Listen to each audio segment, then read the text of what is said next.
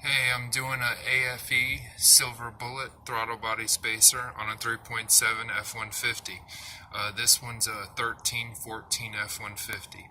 I ended up getting the spacer used in a brand new used Canon air filter. The guy had a f150 EcoBoost, and the compatibility for the stuff was the same. So he came to my house, I got the spacer, I looked at it, I put it in my hand, I pulled out my old filter.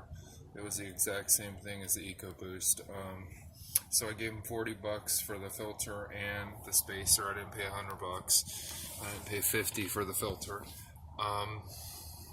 The filter, I noticed like a 1 horsepower difference. The spacer, I don't notice any difference really. I don't know, maybe it's very hard to tell. Maybe there might be 5 horsepower difference, maybe between the different bands, the low band, the mid-range, and the high end. You might feel 5 horsepower in each band, and it might just not be enough to tell.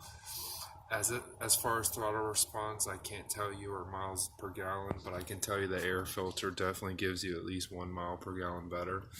And this Afe throttle body spacer, of course I didn't get I got all the bolts with it, and I got the spacer itself, but of course I didn't get the gasket, so I siliconed it, put a thin bead in between the back of the throttle body and the spacer itself. I cleaned off the top and went ahead and left this last bead. Silicone, this red silicone takes between an hour and 24 hours to fully cure.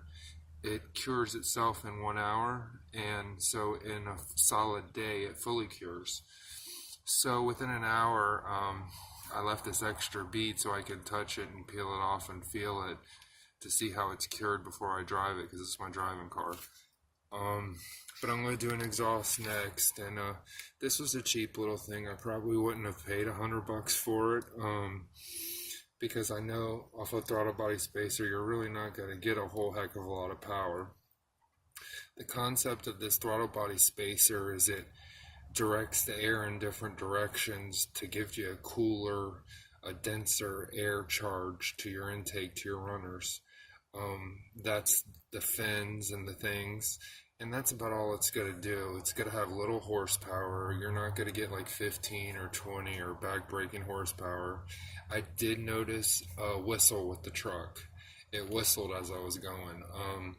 Had nothing to do with me not having the gasket. It's just some vehicles it does that, some vehicles it doesn't. That might be cool to you, that might be annoying. It's really not a big deal to me. But other than that, this is the Afe throttle body spacer install, and it was pretty self-explanatory and pretty easy.